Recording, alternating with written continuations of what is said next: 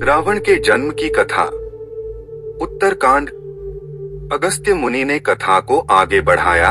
एक दिन हिमालय प्रदेश में भ्रमण करते हुए रावण ने ब्रह्मर्षि कुशध्वज की कन्या वेदवती को तपस्या करते देखा।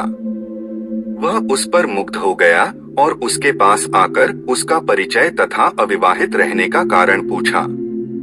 वेदवती ने अपने परिचय देने के पश्चात बताया कि मेरे पिता विष्णु से मेरा विवाह करना चाहते थे।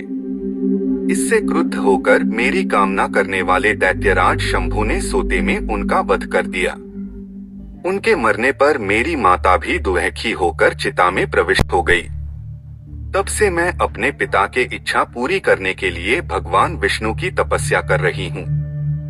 उन्हीं को मैंने अपना पति मान लिया है। पहले रावण ने वेदवती को बातों में फुसलाना चाहा, फिर उसने जबरदस्ती करने के लिए उसके केश पकड़ लिए। वेदवती ने एक ही झटके में पकड़े हुए केश काट डाले। फिर यह कहती हुई अग्नि में प्रविष्ट हो गई कि दुष्ट, तूने मेरा अपमान किया है।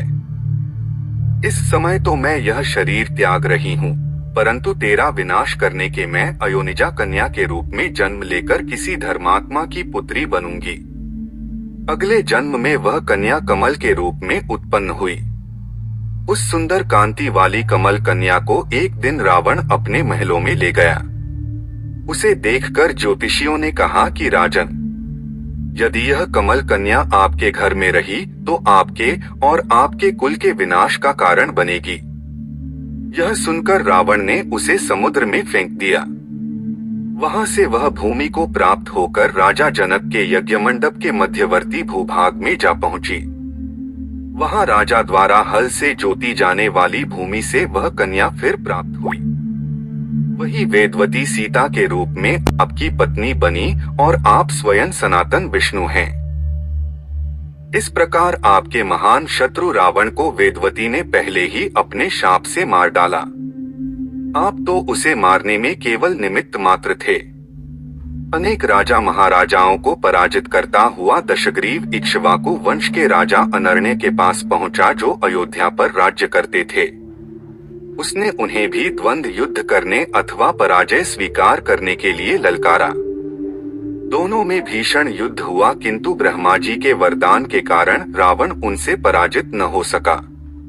जब अनर्ण्य का शरीर बुरी तरह से क्षत विक्षत हो गया तो रावण इक्ष्वाकु वंश का अपमान और उपहास करने लगा।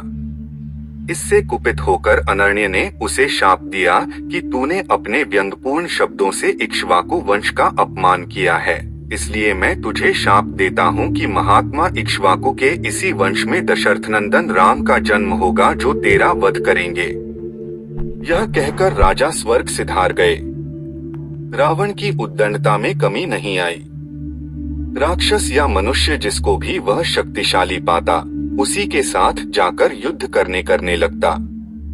एक बार उसने सुना कि किष्किंधापुरी का राजा वाली बड़ा बलवान और पराक्रमी है, तो वह उसके पास युद्ध करने के लिए जा पहुंचा। वाली की पत्नी तारा के पिता सुषेण, युवराज अंगद और उसके भाई सुग्रीव ने उसे समझाया कि इस समय वाली नगर से बाहर संध्योपासना के लिए गए हुए हैं। वे ही आपसे युद्ध कर सकते हैं और कोई वानर इतना पराक्रमी नहीं है जो आपके साथ युद्ध कर सके। इसलिए आप थोड़ी देर उनकी प्रतीक्षा करें। फिर सुग्रीव ने कहा कि राक्षस राज, सामने जो शंख जैसे हड्डियों के ढेर लगे हैं, वे वाली के साथ युद्ध की इच्छा से आए आप जैसे वीरों के ही हैं। वाली ने इन सब का अंत किया है।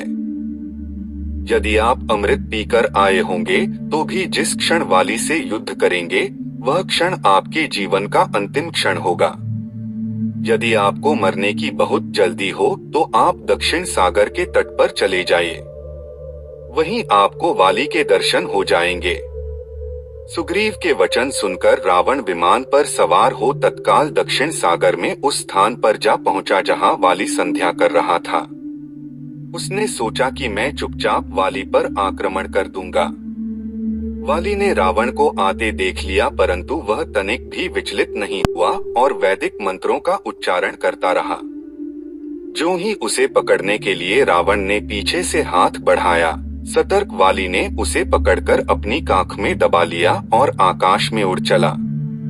रावण बार बार वाली को अपने नखों से कचोटता रहा, किंतु वाली ने उसकी कोई चिंता नहीं की। तब उसे छुड़ाने के लिए रावण के मंत्री और अनुचर उसके पीछे शोर मचाते हुए दौड़े, परंतु वे वाली के पास तक न पहुंच सके।